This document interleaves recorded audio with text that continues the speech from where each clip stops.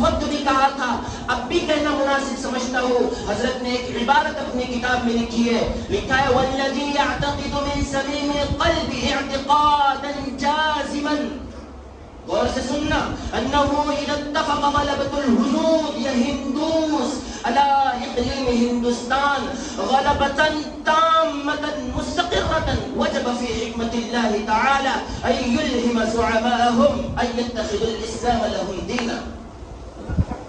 آج کے دور میں یہ بات ثابت ہو رہی ہے، اور آج کے دن فرمایا کہ جب کبھی اقلیم ہندوستان پر ہندوؤں کا مکمل غلبہ اور قبضہ ہو جائے گا نہیں، ہو گیا، تو اس وقت اللہ تعالیٰ کے منصوبے میں یہ بات لازم ہو جاتی ہے۔ غور سے سنیے گا میرے جملے، وجب فی حکمت اللہ تعالی، اللہ کے پلان میں، اللہ کے منصوبے میں یہ لازم ہو جاتا ہے کہ وہ اس ملک کے، اس بھارت کے، ہندوستان کے بڑے بڑے لیڈروں اور قائدین کے دل میں یہ پہچان ڈال دے گا کہ اسلام ہی ان کا اپنا دین تھا، اسلام ہی ان کا اپنا دین ہے، اور وہ پھر اسلام لے آئیں گے، وہ پھر ایمان لے آئیں گے، یہ چمن معمور ہوگا انشاءاللہ نغمہ توحید سے، کہو انشاءاللہ۔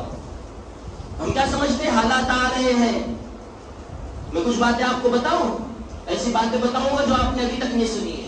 مسلمان یہ سوچ رہے ہیں کہ حالات آ رہے ہیں، اور مسلمان یہ سمجھ رہے ہیں، بلکہ مجھ سے کتنے لوگوں نے کہا کہ امریکہ کے پاس طاقت ہے، برطانیہ اور روس اور جرمنی کے پاس، اسرائیل کے پاس طاقت ہے، موجودہ حکومت بھارت کی اس کے پاس طاقت ہے، بڑی فوج، بڑی ملٹری اس کے پاس طاقت ہے۔ خدا کی قسم، وہ مسلمان جو یہ سوچتا ہے کہ موجودہ دور کی حکومت کے پاس طاقت ہے، یا کسی کنٹری کے لوگوں کے پاس طاقت ہے، کسی بھی ملک کے سربراہوں کے پاس طاقت ہے، وہ یاد رکھ لے وہ مشرک ہے، وہ کافر ہے۔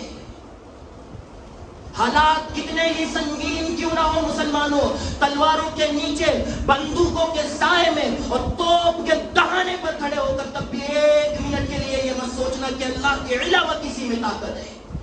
طاقت اللہ کے ہاتھ میں ہے، اللہ جب چاہے گا، جو چاہے گا، جیسا چاہے گا۔ ارے فلسطین والوں کو دیکھ لو، 1 سال سے وہ گولیوں کی بوچھار میں ہیں، اور آپ جانتے ہو 6 مہینے کی میں تفصیل آپ کو بتاؤں، 6 مہینے میں وہاں کی لڑکیاں اتنی مجاہد اور اتنی بے باغ ہے۔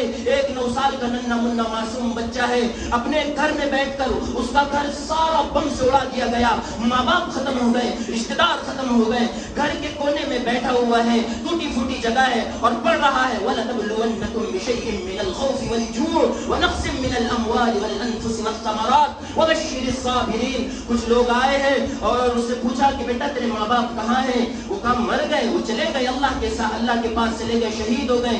تو وہ کہنے لگا آدمی بیٹا تیرے ساتھ کون ہے؟ چل ہمارے ساتھ چل، تیرا تو کوئی نہیں ہے۔ ننھا منھا معصوم بچہ، میرا صافہ، میرا عمامہ قربان جائے اس بچے پر، میں اس کے ناخن کا بھی مقابلہ نہیں کر سکتا۔